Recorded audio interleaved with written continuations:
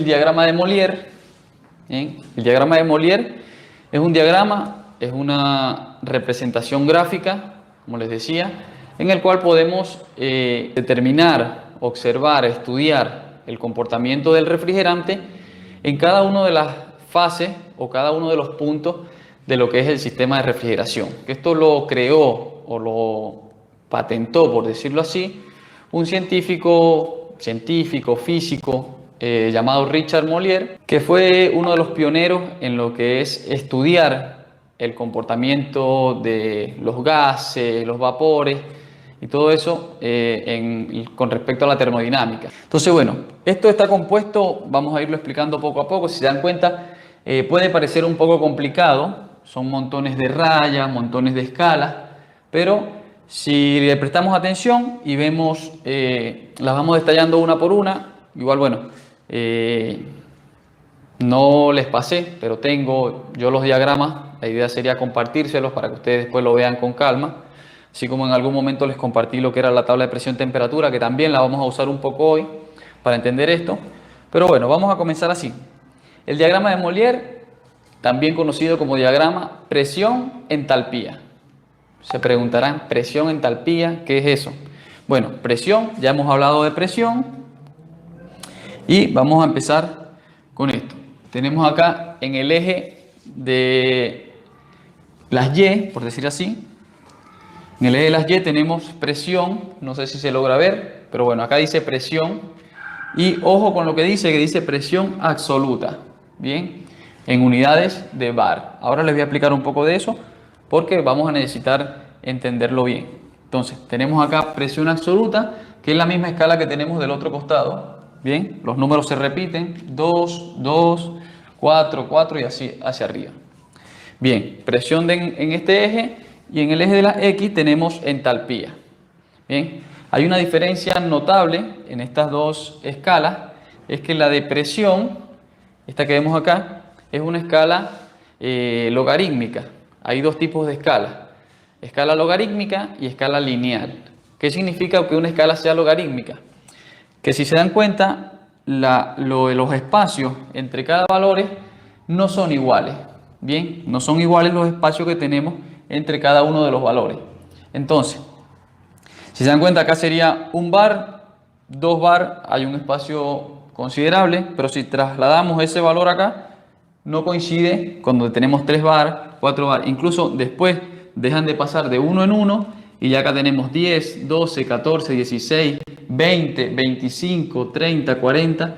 Entonces, no es, bueno, es logarítmica la escala de este lado.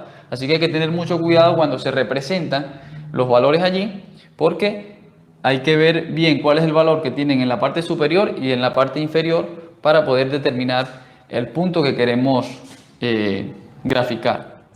En cambio, la parte de entalpía, que la tenemos acá abajo, sí es una escala lineal donde cada uno de los espacios corresponde o significa el mismo valor. En este caso están de 50 en 50, 100, 150, 200, 250, 300 y así. ¿Qué es entalpía? Bueno, como les dije, presión la tenemos en la unidad de bar y entalpía es la cantidad de energía que posee el refrigerante o que es capaz de absorber y liberar el refrigerante, y eso tiene que ver con una unidad de masa. Entonces acá sería, entalpía está reflejada en kilojoules por kilogramo. Es decir, cada kilogramo de X refrigerante es capaz de transportar cierta cantidad de energía. Bien, entonces bueno, eso es lo que se refiere a entalpía. Ahora, hay montones de líneas acá y vamos a empezar a determinar qué es cada una de las líneas. Bien, vamos a utilizar el pizarrón y la primera de las líneas es, como les dije, tenemos las líneas horizontales que se refieren a valores de presión. Esas líneas son llamadas isóbaras. ¿Ve? Entonces, isóbaras son todas las líneas horizontales que corresponden a un valor de presión. Bien. Vamos a borrarlo acá un momentito, cambiar. Bien, isóbaras. Esas van a ser las líneas que tenemos así. En este caso representadas por bar. Son todas estas. Vemos el diagrama, entonces tenemos algo así que sería el diagrama. Todas las líneas que están horizontales son líneas isóbaras y corresponden a un valor de presión, no cambian su dirección. Muy bien. Entonces, bueno, eso sería la primera línea que vamos a estudiar. La segunda línea son las verticales, ¿ve? Las que tienen el mismo valor abajo, por ejemplo, esta 150 corresponde con el 150 arriba. Si robamos esto para acá, tenemos 200, 200, 250 y así. Entonces, las líneas verticales son las líneas isoentálpicas, porque hacen relación a la entalpía. Isóbaras hacen relación a presión, isoentálpicas hacen relación a la entalpía, que es la cantidad de energía que puede transportar el refrigerante por cada kilo de este, ¿bien? Por una cantidad de masa determinada. Entonces, esas líneas así son las líneas isoentálpicas. También mantienen siempre su posición, son verticales siempre. ¿Por qué les recalco esto? Bueno, porque a medida que vamos viendo las líneas, van a haber líneas que tienen formas distintas, ¿bien? Entonces, bueno, continuamos. Luego tenemos, que la voy a bajar un momento, tenemos las líneas de temperatura, ¿bien? Y se llaman isotermas, ¿bien? Las líneas de temperatura son isotermas. Espero que se pueda ver, pero acá tenemos menos 40, menos 30, menos 20, menos 10, 0, 10, y todo esto tiene que ver con grados centígrados. Esos mismos valores los tenemos acá, menos 40, menos 20, 0, 20 y así sucesivamente. Entonces dirán, bueno, pero ¿cómo hacen las líneas? ¿Van así? No, porque si se dan cuenta también los valores los tenemos acá. Menos 40, menos 30, menos 20, menos 10, 0. Bien, entonces les voy a escenificar acá cómo funcionan las líneas de temperatura. Las líneas son así, verticales en este tramo, en el medio son horizontales y luego son relativamente curvas. Bien. Entonces, esa línea representa, por ejemplo, menos 40 grados centígrados. Si yo hago la de menos 30, va algo así también, viene acá y luego hace esto. Bien, entonces, si se dan cuenta, tiene una forma bastante propia de ella. Esas serían las líneas isotermas. Bien, entonces, antes de continuar viendo las líneas, ya sabemos las de presión, las de entalpía, que son verticales, las de presión horizontales, y las isotermas, que tienen que ver con la temperatura, que tienen una forma así. Entonces, bueno, vamos a explicar un poco lo que vemos acá. Bien, lo que vemos acá, primero, como les dije, el diagrama presión-entalpía o diagrama de Molière. Dentro de esto observamos como una campana. Bien, esa campana también tiene un nombre, es llamada la curva de Andrew. Bien, entonces la curva de Andrew o la campana representa algo en este diagrama. Y vamos a empezar a decir qué significa cada uno de ellos. De este lado de la campana o de la curva, vamos a dividirlo en tres espacios. Esto, lo que está dentro de la campana y el lado de allá de la campana. Bien, entonces, este lado tiene que ver con líquido. ¿Bien? Todo lo que está de este lado es líquido. Líquido saturado. Bien. Líquido saturado acá en la línea y para acá sería líquido subenfriado. Esta línea sería la línea de saturación de líquido. ¿Ve? Todo lo que se encuentra en esta línea, en ese momento el líquido está saturado. ¿Qué quiere decir que el líquido está saturado? Es que está en el momento donde si le restas más energía o le restas más calor, lo subenfrías. Pero si le agregas calor, lo comienzas a evaporar. Si ese punto exacto de saturación de un líquido. La parte de acá del centro de la campana es todo lo que es mezcla de líquido y vapor. Hay muchas partes del sistema, sobre todo en el condensador y el evaporador, donde tenemos mezcla. Sí, tenemos parte líquido y parte de vapor del mismo refrigerante. Entonces, toda esa parte está representada acá en el centro.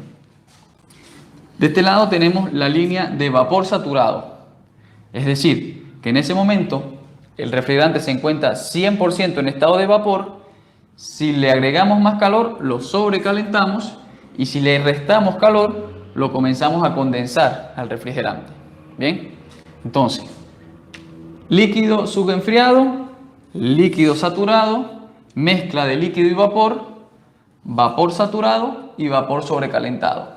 Entonces, ya los términos se les van haciendo como un poquito más conocidos, esos términos, porque acá nosotros vamos a representar nuestro sistema frigorífico.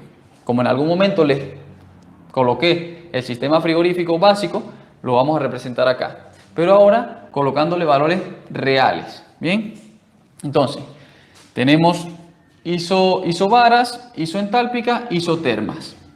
¿Qué más tenemos?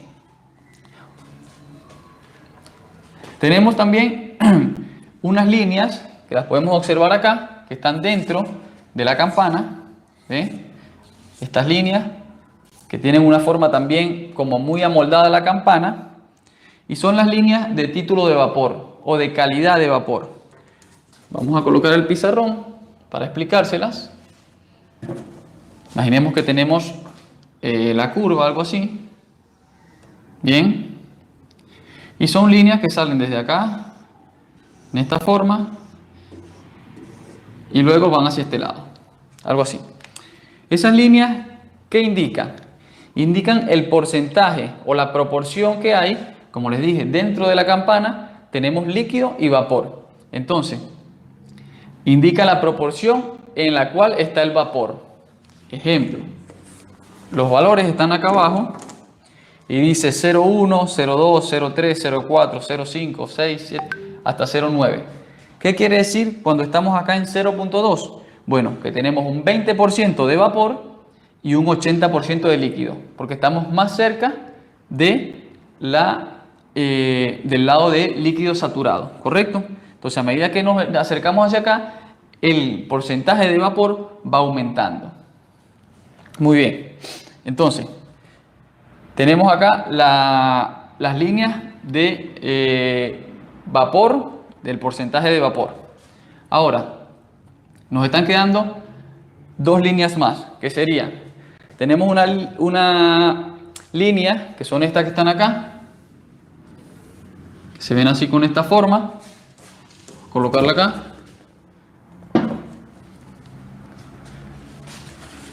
Del lado de la campana, así, se ven unas líneas, que inclusive esas líneas no se ven en el diagrama, pero son capaces de ingresar dentro de la campana. Bien. Son las líneas de volumen específico. ¿Qué quiere decir esto? Bueno, que dependiendo de en qué parte se encuentre mi refrigerante, va a tener un volumen, va a ocupar un volumen, va a ocupar un espacio. ¿Bien? Y si tenemos acá, lo observamos, tenemos 0,2, 0,175, 0,15 y la unidad es metros cúbicos sobre kilogramos. Sí, es una unidad de volumen. Entonces por eso se dice volumen específico. Dependiendo de dónde se encuentra el refrigerante, va a tener un volumen, va a ocupar un espacio. Bien, esas líneas de volumen específico son llamadas también líneas isócoras. Ahora, la última línea que nos queda son estas que están acá, como punteadas, que se ven, que coinciden con valores 1,75, 1,8, 1,85 y así. Y son líneas isoentrópicas, tienen que ver con entropía. La entropía es un fenómeno, bien, que ocurre, un fenómeno físico, en el cual el refrigerante aumenta la cantidad de energía por un proceso de compresión, pero no lo hace ni liberando ni obteniendo calor o energía térmica del medio ambiente o del exterior, sino que lo hace como en un proceso interno. ¿Bien? ¿Qué ocurre en este caso? Mediante una compresión. Una cosa que les quiero comentar es que los diagramas de Molière son únicos para cada refrigerante. ¿Bien? No es que con esto yo puedo determinar o graficar cualquier sistema, no. Dependiendo del refrigerante es un diagrama de Molière distinto, porque obviamente los valores van a variar de presiones y de temperatura. Entonces en este caso, si observan, tiene acá R410. Lo voy a hacer con este ejemplo porque estamos hablando de acondicionadores de aire, entonces la idea es adaptarlo a un sistema o a algo real. Bien. Esta línea acá debería completarse, la campana, por decir así. Vamos a completarla acá un poco. Y este punto, el punto más alto de la campana, acá arriba, es denominado el punto crítico. ¿Bien? El punto crítico, ¿qué significa? El punto crítico es la temperatura o el punto de temperatura en el cual ya el refrigerante es imposible, variando la presión, de condensarlo. Bien, es un punto de temperatura en el cual está el refrigerante en estado de vapor y ya no hay manera de, por más que cambiemos la presión, lo podamos condensar. Bien, entonces cuando el refrigerante alcanza esa temperatura, es imposible la condensación del mismo. Bien, se vuelve incondensable. Muy bien. Imaginemos un equipo de acondicionador de aire. Un acondicionador de aire, obviamente con refrigerante R410.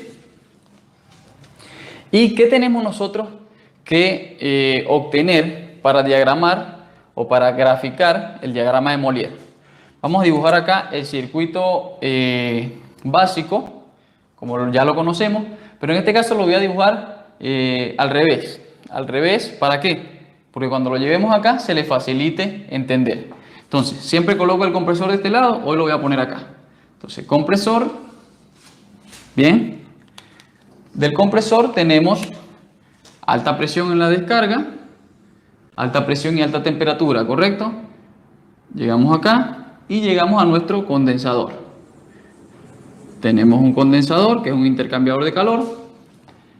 Salimos de nuestro condensador y llegamos directamente a nuestro dispositivo de expansión. Bien.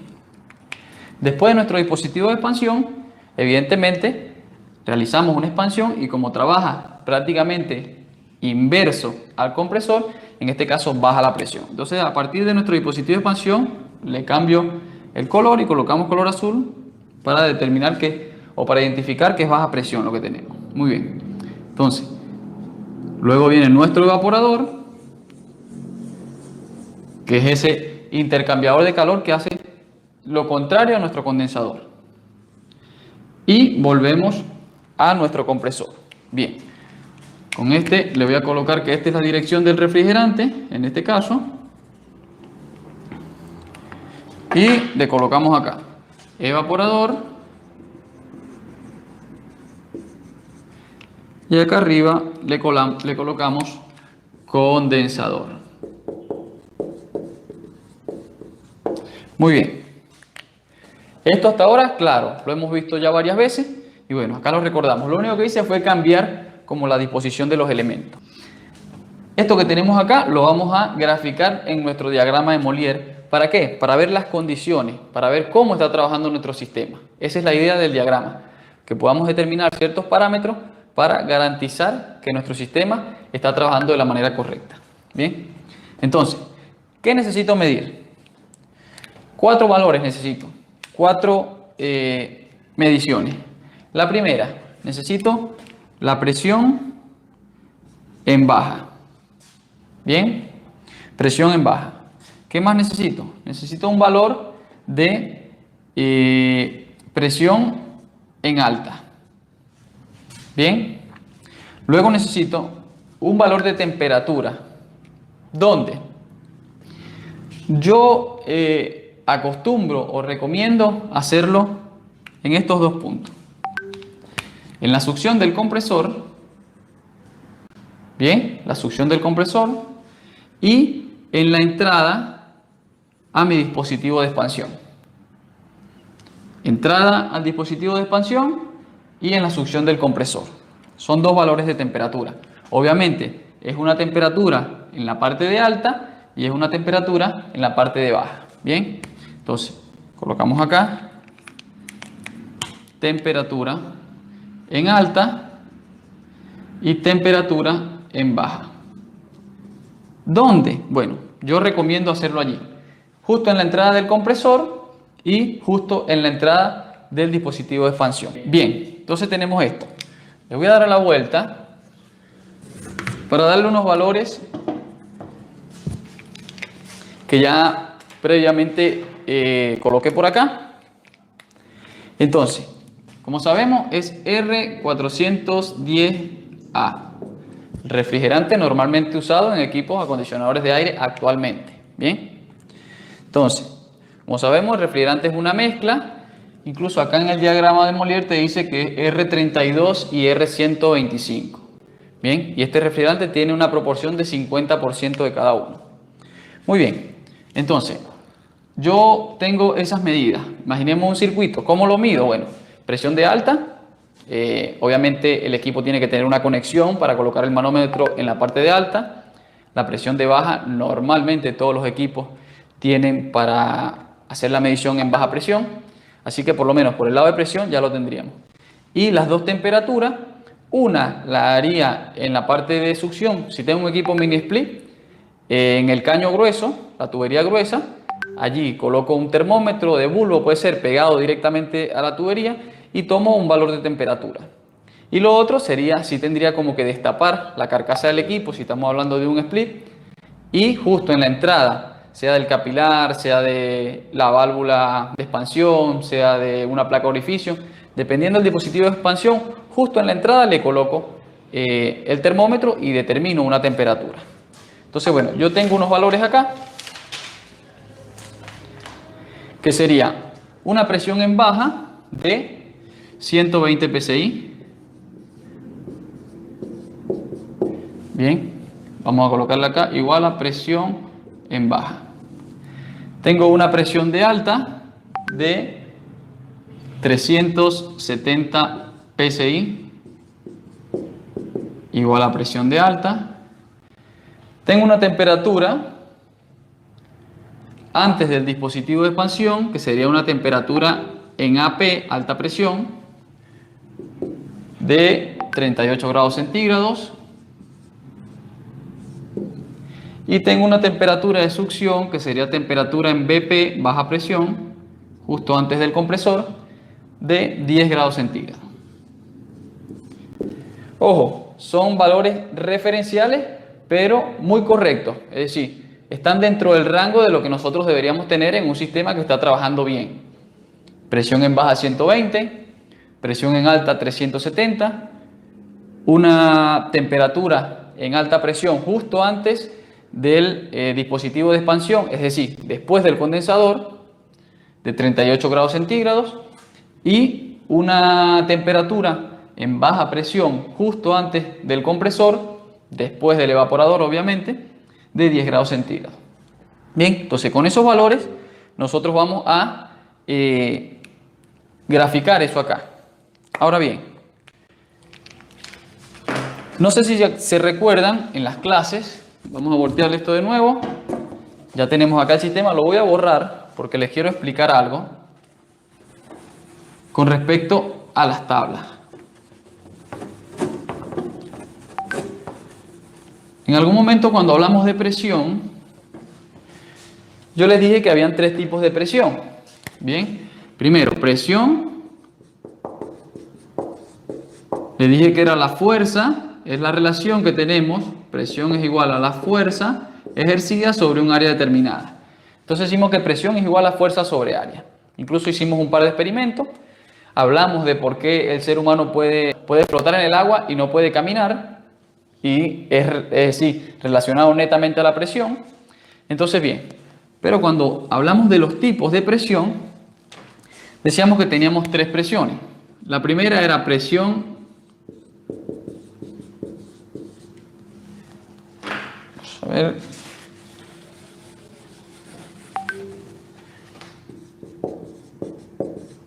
presión atmosférica,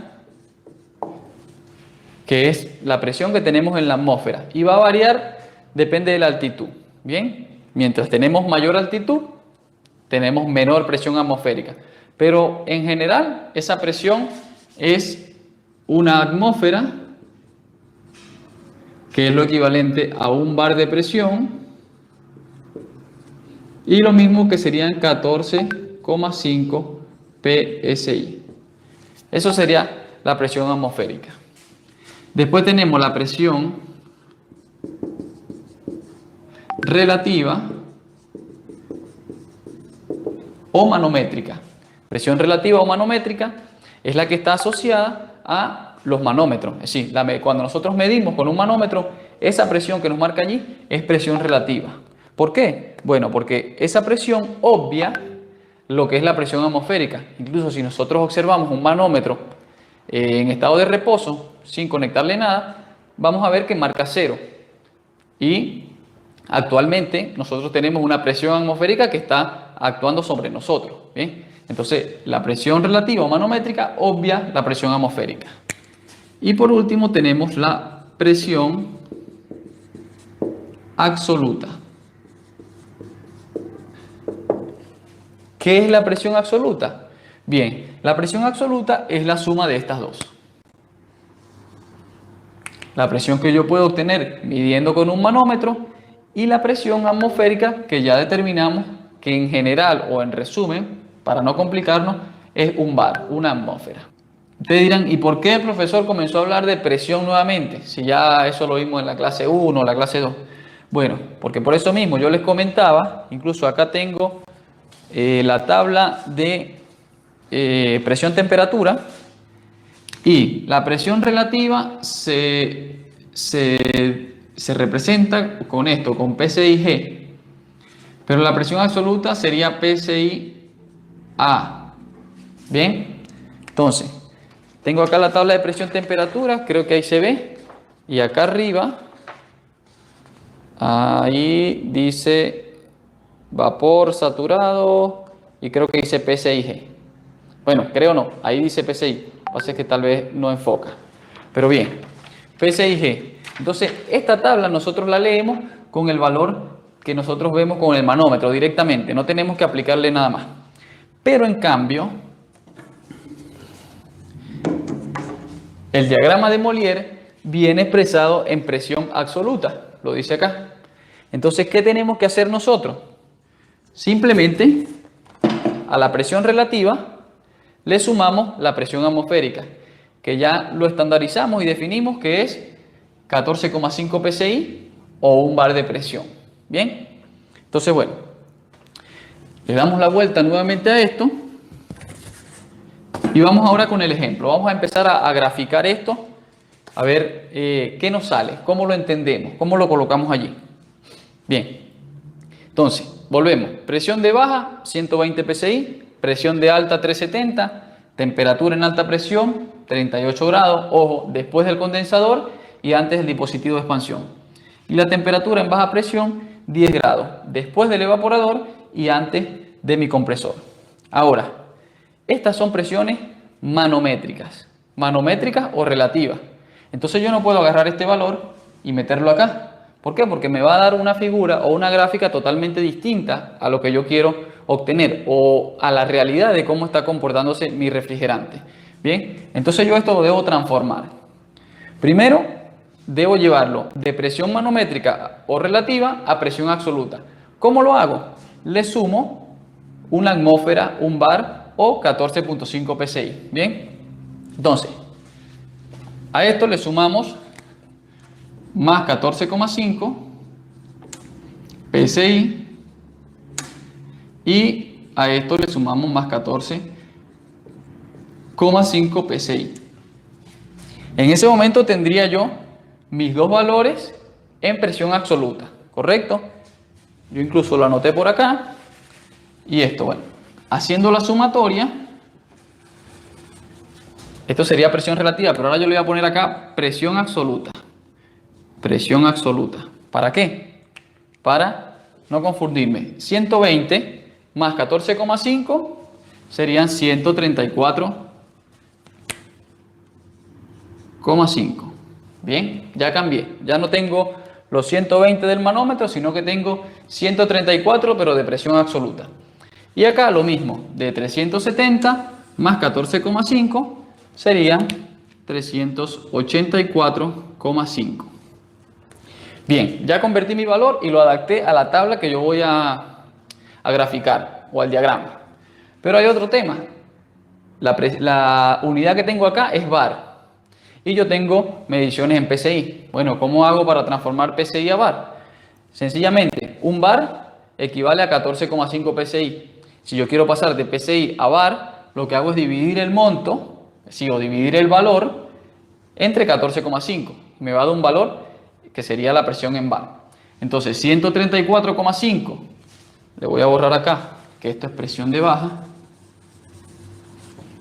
134,5 PSI llevado a bar, sería dividiéndolo entre 14,5 y ya yo tengo acá el valor y me da 9,27 bar. Bien, si tienen calculadora lo pueden ir haciendo también para ir verificando. 134,5 PSI de presión absoluta, lo llevo a bar y me da 9,27 bar. Esto sigue siendo la presión de baja. Presión de baja. Más, lo voy a poner acá con el azul para que no se enrede. 9,27 lo voy a poner en azul. 9,27 bar. Ahora, ¿qué tenemos acá? 384,5 PSI en alta presión, de presión absoluta, es decir, el manómetro más la atmosférica, y cuando yo eso lo divido entre 14,5 para llevarlo a bar, me da que son 26,51 bar. Repito, saquen la cuenta, 26,51 bar sería lo mismo que 384,5. A ver, Renato Lázaro González dice 10 grados centígrados de evaporación corresponde a 157 PSI. Ojo, Renato, te explico. Esto no es la presión de evaporación del refrigerante. Estas serían medidas que yo hago directamente al sistema. Bien, como lo expliqué, bueno, vamos a explicarlo de nuevo para que no haya confusión. Tengo mi sistema: compresor, condensador, dispositivo de expansión y evaporador. Bien, lo conecto y tengo algo así. ¿Qué pasa? La presión de baja yo la mido con el manómetro en la válvula de servicio. La presión de alta, si tengo una válvula en la parte de alta, también la mido. Son esos valores que están ahí. Ahora, ese valor de temperatura que yo coloqué allí, de 10 grados y de 38, no es la presión de saturación, es decir, no es la presión equivalente que podemos ver en la tabla de presión-temperatura. A ver, si es como tú dices, incluso 10 grados, lo voy a buscar, 10 grados centígrados en 410, 142,6. Bien, claro, si tú lo llevas a absoluta te da 157, pero eso sería la temperatura de saturación del refrigerante a esa presión. No, lo que yo coloqué ahí es una medición de temperatura directa que yo hago en el caño. Bien, yo hago en el caño, coloco un termómetro, un bulbo en el caño y me va a dar un valor. No tiene nada que ver con la temperatura a la cual se está evaporando el refrigerante, que es la que sale en la tabla. Ojo con eso. Bien, por eso dije, para graficar acá tenemos que tomar medida de alta presión, medida de baja presión, medida de temperatura antes del compresor y medida de temperatura antes del dispositivo de expansión. Entonces, volviendo al tema, espero que Renato Lázaro González aclaremos eso allí. Claro, por el tema de que esto no corresponde a esto, y tiene razón, porque son mediciones que yo estoy realizando.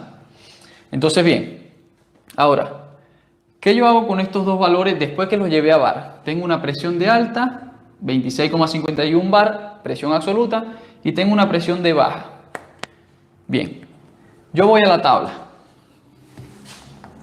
a mi diagrama, directamente a mi diagrama y busco esos valores. Voy a trazar dos líneas. ¿Cómo lo hago? Bueno, en baja presión tengo 9,27 bar. Como les dije, esto es una escala logarítmica, por lo tanto, hay que fijarse en todos los valores para determinar dónde es la posición. Entonces, acá tengo 9 y 10, así que 9,27 sería más o menos por acá. ¿Ve? De este lado también lo tengo, sería algo por acá.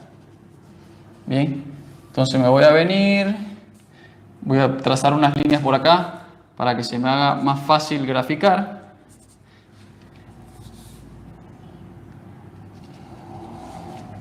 Bien, y bueno, incluso ahí estamos hablando de baja presión, así que me conviene hacerlo con este. Bien, entonces hago una gráfica de mi baja presión, trazo una línea con ese valor que ya obtuve.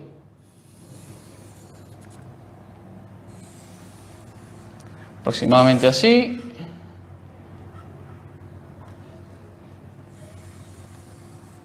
Y algo así más o menos. ¿Qué me conviene? A ver, ¿qué me conviene? Si tuviese una regla más grande, la hago desde 9.27 acá hasta 9.27 allá. Pero bueno, así por eso hice las marcas. Pero en realidad no es tan necesario hacerla completa. ¿Por qué? Porque nosotros vamos a trabajar más o menos cercano a la curva. ¿Bien? Así que con que me pase un poquito para acá, con que me pase un poquito para acá, estaría bien.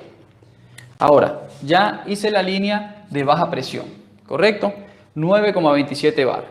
Ahora voy a hacer una línea en alta presión, que tengo 26,51. Por acá tengo 25 y tengo 30. Así que 26 está más o menos acá, 26,51. Voy a ir, sería algo más o menos acá. Voy a ir dibujando unas líneas que me ayuden a ¿qué? A graficar. Entonces bien, paso a la línea en la parte de alta presión con color rojo para ir identificándolo más fácil.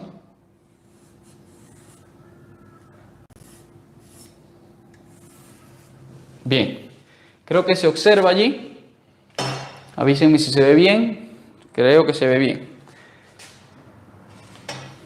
Muy bien. Entonces tengo las dos líneas. 9,27 bar, baja presión. 26,51 bar, alta presión. Ahora bien, ¿para qué me sirven las temperaturas? Bien, las temperaturas que yo tomé me sirven para determinar en qué punto hago la conexión. Ahora, volviendo al diagrama, esto era mi evaporador.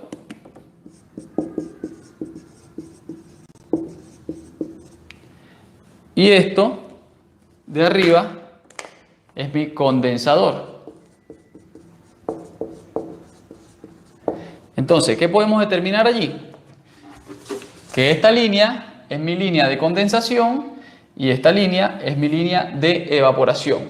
¿Bien?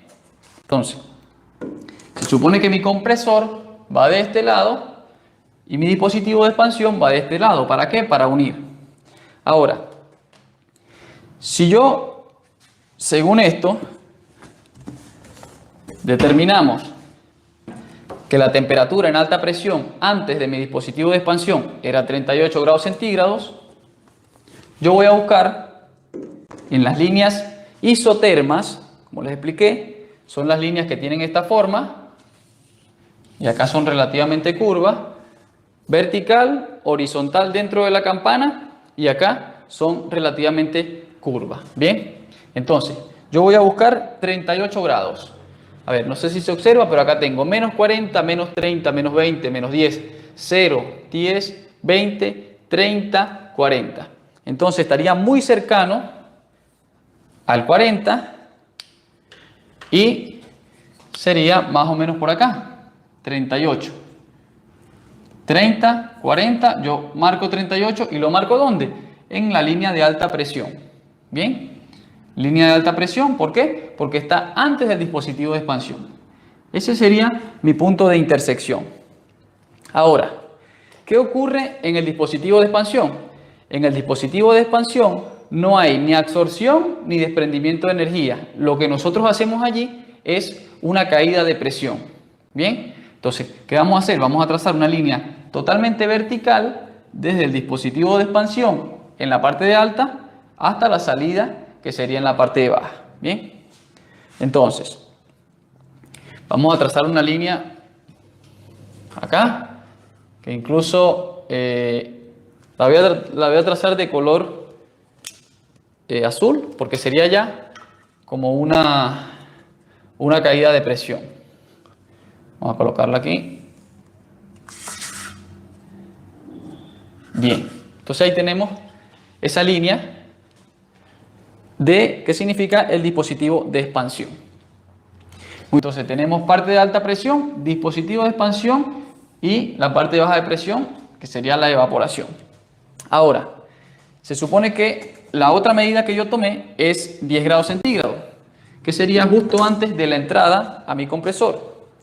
Entonces, yo me voy acá, si la línea la tengo acá y sé que mi compresor está de este lado, mire, la línea de 10 grados centígrados viene por acá, vertical, se viene acá, horizontal durante la campana y luego baja, formando una semicurva, bien, hasta acá. Entonces, la de 10 sería este punto que está acá. Entonces, hago la marca y lo dejo allí. Ahora, ¿cómo trazo la línea? ¿La trazo totalmente para arriba? Bueno, en este caso no. En este caso no voy a trazar la línea totalmente para arriba, sino que me voy a guiar ¿de quién? De las líneas de entropía que tengo acá, que son las líneas como les dije, son las líneas que representan una variación de temperatura y de presión, pero en un sistema de compresión. ¿Ve? ¿Por qué? Porque él absorbe parte de energía de esa misma compresión, pero no hay una liberación de energía hacia el medio ambiente. Entonces, esa línea es relativamente oblicua. Entonces, vamos a colocarla así, inclinada. Entonces, si vemos esta línea, nos vamos en paralelo con esas y la línea de compresión sería algo así.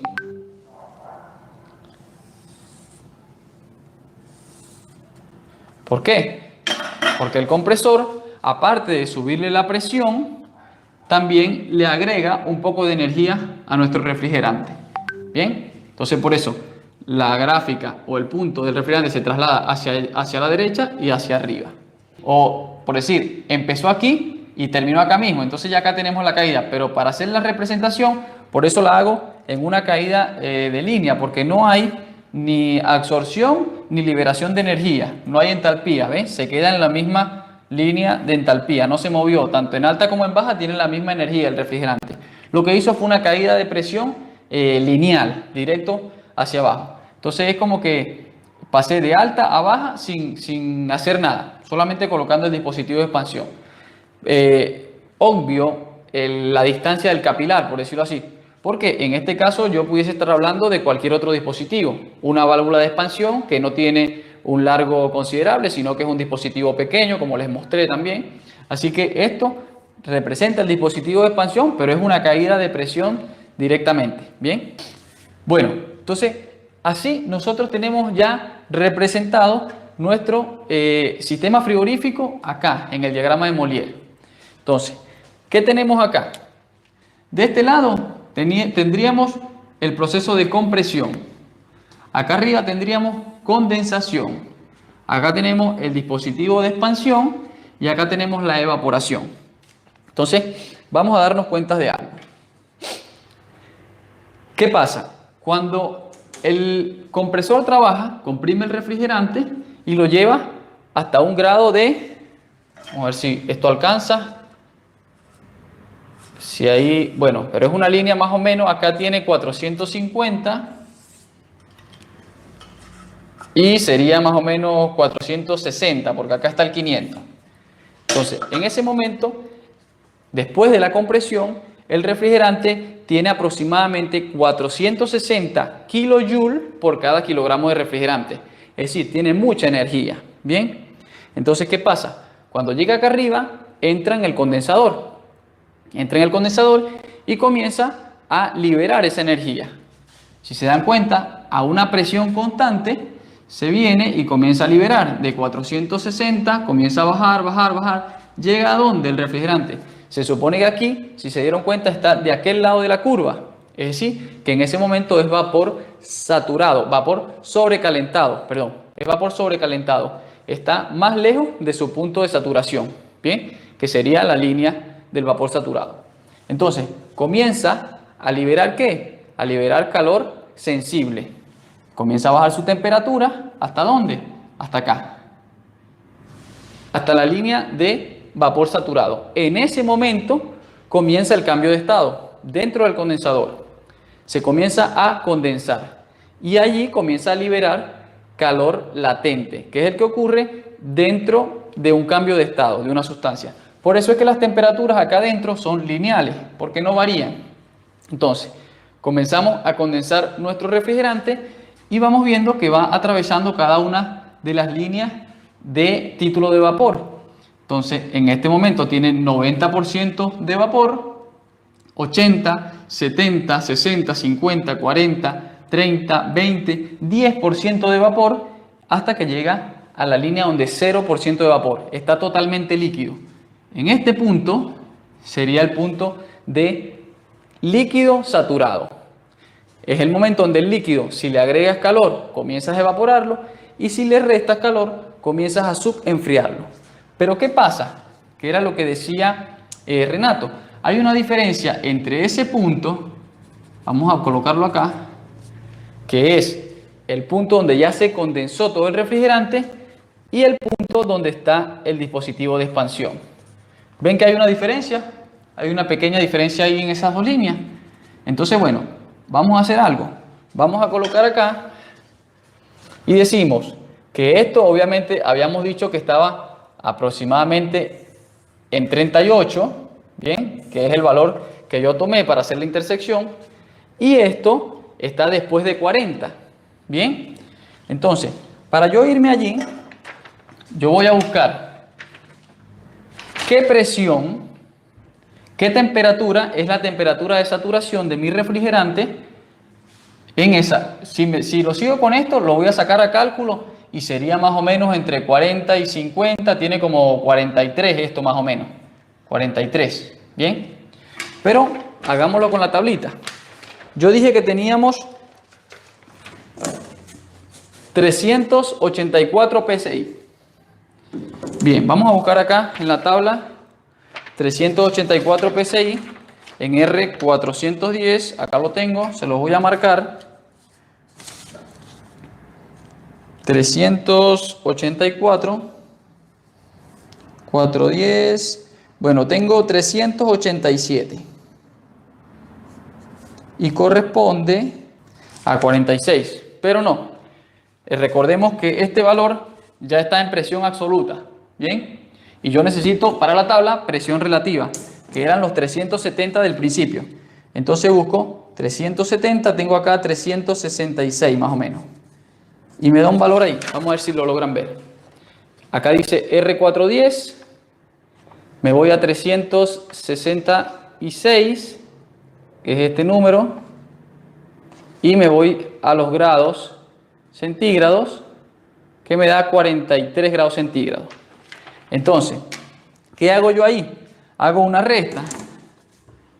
¿Hago una resta? ¿De quién? De los 43 grados centígrados, que sería el punto de saturación del refrigerante a esa presión. ¿Menos quién? Menos los 38, que fue lo que yo medí. Lo que yo medí físicamente con el termómetro. Y me va a dar algo aproximadamente de 5. ¿Bien? 43 menos 38. ¿Qué significa ese 5? 5 grados de diferencia. ¿Entre dónde? Desde el punto que ya se condensó todo el refrigerante hasta que comenzó la expansión. Eso es lo que habíamos hablado, que es el subenfriamiento. El subenfriamiento es ese calor que yo le quito a la sustancia. ¿Para qué? Para asegurarme que por cualquier condición que pase en el sistema o que pase algo, no vuelva al estado de vapor. Entonces yo me aseguro agregándole 5 grados más o quitándole 5 grados más de temperatura, subenfriando ese refrigerante ya condensado, para que no se me evapore antes de ¿qué? Antes de llegar al dispositivo de expansión. Entonces podemos resumir que este margen que tenemos acá entre estas dos líneas sería el subenfriamiento. Bien, eso sería el subenfriamiento, que en este caso es de 5 grados. Muy bien. Entonces, bueno, llegamos acá con un subenfriamiento y bajamos. Si se dan cuenta, al bajar en el dispositivo de expansión, nos metimos dentro de la curva, dentro de la campana. Entonces, ¿qué pasa? Si se supone que dentro de la campana yo tengo una mezcla, no tengo totalmente líquido.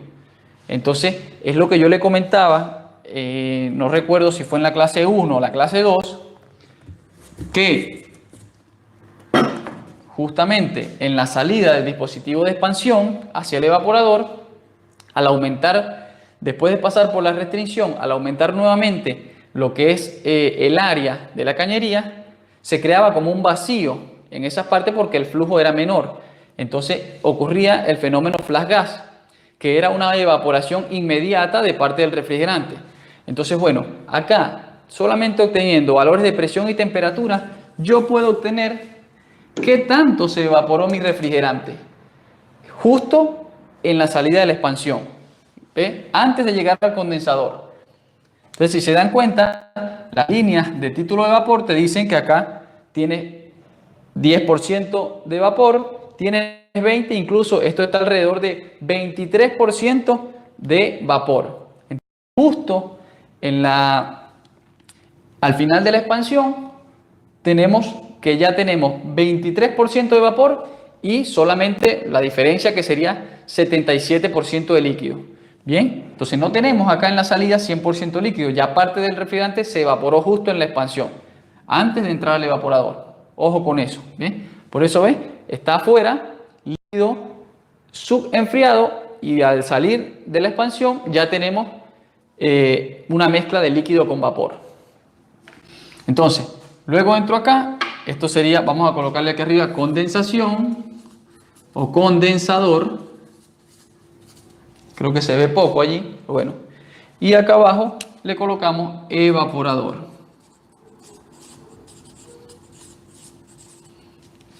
Bien, entonces, proceso de evaporación. ¿Qué pasa? Cuando está acá, ¿qué hizo? Fue liberando entalpía o liberando energía hacia el medio ambiente, hacia el exterior. Fue liberando hasta llegar al dispositivo de expansión. Se expandió, se convirtió el refrigerante en una mezcla entre líquido y vapor. ¿Y ahora qué va a hacer? Absorber energía nuevamente, ¿dónde? Del recinto que nosotros queremos acondicionar. Ojo, esto está trabajando en modo frío. Está trabajando en modo frío. Entonces, mi evaporador comienza a absorber energía desde el sitio que quiero acondicionar. Entonces, si acá esta línea la llevamos hasta abajo, me dice que tengo aproximadamente 260 de entalpía, es decir, 260 kilojoules por cada kilogramo de refrigerante. Y a medida que el aire a una temperatura más cálida, por decir así, va pasando por mi evaporador, yo comienzo a evaporar mi refrigerante o continúo evaporando, pero añadiéndole energía. Y esa es la energía que el refrigerante se va cargando. Pasa a 300 kilojoules, pasa a 350, pasa a 400 y llega el momento donde se evaporó por completo, que es acá, en la línea de vapor saturado. Allí se evaporó por completo el refrigerante dentro de mi evaporador. ¿Qué pasa? En ese momento todavía me queda un poco de evaporador y debería quedarnos evaporador. ¿Para qué? Para sobrecalentar ese vapor, que es lo que hablaba yo del sobrecalentamiento, que es lo que nos garantiza a nosotros de que el refrigerante luego va a llegar en estado gaseoso al compresor. ¿Por qué? Porque es necesario que el refrigerante siempre llegue gaseoso, porque el líquido es incomprimible. Y si llega el refrigerante en estado líquido a nuestro compresor, él va a intentar comprimirlo, pero no lo va a lograr. Incluso corre el riesgo de averiarse mecánicamente. Bien. Yo digo, esta línea que está acá, la de entropía constante, ocurre dentro del compresor. Ahí no hay intercambio de calor. Ojo con eso. No hay intercambio de calor con respecto al medio. En ese momento, el refrigerante sube la presión y aumenta la energía, pero una energía que le da el mismo compresor. Pero no hay intercambio de calor porque el compresor no está ocurriendo un intercambio allí. Acá sí. Y las líneas no van curvas. ¿Por qué? Porque se mantiene durante este espacio. Las líneas de temperatura, si te das cuenta, son todas horizontales. Bien, durante haciendo la transformación. Acá, al tener una temperatura mayor, esta línea debería ir un poco inclinada hacia abajo, pero como se deprecia esa caída de presión en la parte de alta y en la parte de baja. Incluso tampoco es muy significativa. Incluso se puede medir eso. Hay equipos acondicionadores de aire que tienen tanto en la salida del condensador, que sería la mal llamada tubería de alta, que es baja presión, que es la finita.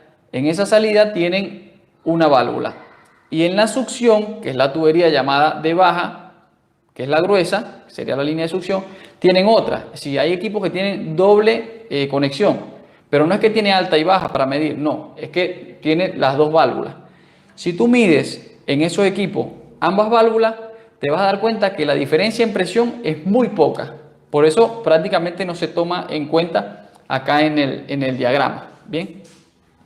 Entonces, bueno, continuamos acá. Después del evaporador comenzó a cargarse de energía mi refrigerante, llegó al vapor saturado, se completó totalmente el refrigerante o se convirtió todo en vapor. Y si se dan cuenta, también hay una separación entre el punto de saturación del refrigerante y el punto donde ingresó al compresor. Entonces ese es el sobrecalentamiento. Y bueno, vamos a calcularlo. Si decíamos que teníamos en baja presión 120 psi, lo voy a buscar acá en la tabla. Presión relativa, la tabla. Presión absoluta, el diagrama de Molière. Entonces, 410, 120 psi. Y tengo acá, 118 más o menos. Usemos ese valor. 118 y 123. Bueno, el 120 sería aproximadamente 5 grados. Ahí se lo voy a mostrar. 118.4 dice allí. Y está una temperatura entre 4 y 6 grados. Bien. R410 dice por acá arriba. Muy bien. Entonces, es una temperatura a esta presión, una temperatura de evaporación de 5 grados. ¿Y cuál fue la temperatura que yo medí? Yo medí una temperatura en baja o en la succión del compresor de 10 grados. Acá también hago la resta. Entonces, los 10 grados que tengo acá, obviamente esto está más caliente de la temperatura de saturación. Entonces, 10 menos 5. Y también podemos decir que tenemos un recalentamiento de 5 grados. Bien, con estos 5 grados yo me aseguro de que por cualquier cuestión que pase en la cañería o algo, que la aislación se rompa y todo eso, yo aseguro que el refrigerante va a seguir llegando en estado gaseoso a mi compresor. Bien, entonces ese espacio que tengo acá, así como acá es subenfriamiento, acá sería sobrecalentamiento. Bien, y lo saco por la diferencia que tengo entre la línea de vapor saturado y la línea que medí, la línea de temperatura que yo medí directamente. Bien, bien, la parte de compresión. Entonces, bueno, para hacer un resumen, la etapa de compresión, si se dan cuenta, la hace toda con vapor sobrecalentado. Está todo después de la línea de vapor, la succión y la descarga. Por lo tanto, trabaja solo con vapor el compresor, desde su entrada hasta su salida, incluso mucho más sobrecalentado. Bien, entonces luego tenemos el condensador, donde mantiene una presión constante, pero va liberando energía hacia el medio. Comenzó aproximadamente en 460 kJ por kilogramo de refrigerante y llegó hasta mi dispositivo de expansión con unos 260, 265 aproximadamente.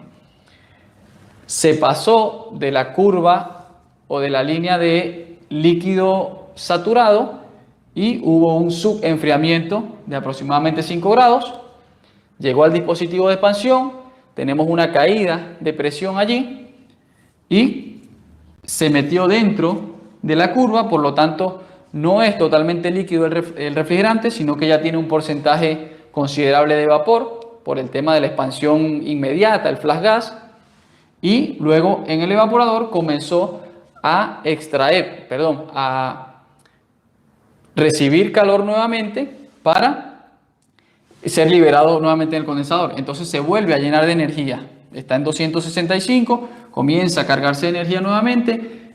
Cuando se carga de energía va evaporando el refrigerante porque va recibiendo energía térmica y llega el momento donde es 100% vapor y se pasa inclusive un poco más hasta llegar al punto de vapor sobrecalentado. Y es lo que denominamos el sobrecalentamiento, que nos asegura que volvemos totalmente con vapor a nuestro compresor. Bien, bueno, espero que se haya entendido. Ojo, no es cuestión de aprenderlo en una clase, de aprenderlo en 1 hora 15 que tenemos acá conectado.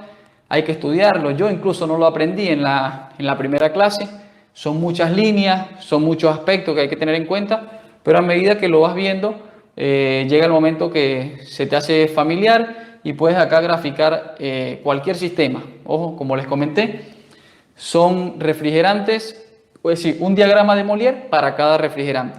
En este caso estamos viendo el 410, el R22 tiene otro, el 404, el 407, el 134 tiene otro y así. ¿Por qué? Porque los valores tanto de presión como de entalpía son distintos y los de temperatura igual son distintos.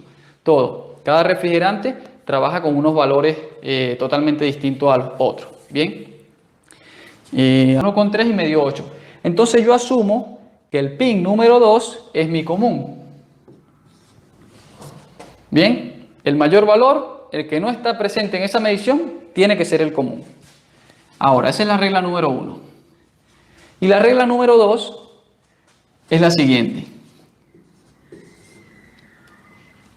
Común con arranque, vamos a ponerle común con S, que sería estar. Común con S es mayor que común con R, que sería run. Bien, entonces, común con S es mayor que común con R. Ahora, si ya yo determiné que el 2, el pin número 2 es común, entonces acá tengo dos mediciones que incluyen el común. 2,1 y 2,3. Hay una que es mayor, 2,1 o 1,2, que es 5. Entonces, me voy a la regla y dice común con estar es mayor que común con trabajo.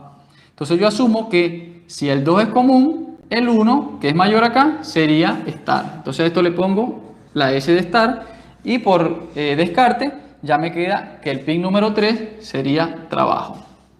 Bien. Entonces, bueno, después con eso yo tengo que hacer mi conexión. Estas dos reglas las puedes usar, son las que uso yo. Entonces, bueno, ya yo borro esto.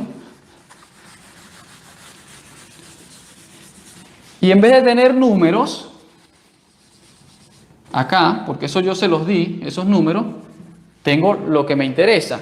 C, S y R, que sería común, estar y run. El punto común, la bobina de arranque y la bobina de trabajo. Muy bien. Entonces, ¿qué tengo que hacer yo? Se supone que yo tengo línea y neutro. Si es un motor monofásico. Ojo, en Venezuela los equipos 220 son monofásicos también, pero en Venezuela para hacer el 220 se necesitan dos líneas de 110. Entonces sería línea y línea, por decirlo así. Entonces, pero bueno, acá tenemos línea y neutro. ¿Qué yo hago normalmente? La línea, obviamente después de pasar por el termostato, por el relé, por todo el sitio donde venga, si tú lo quieres conectar directo, bueno, la línea yo la conecto con mi común, solita. Es más, para hacerlo más fácil, voy a poner el neutro acá, para que no se me crucen las líneas. Entonces tengo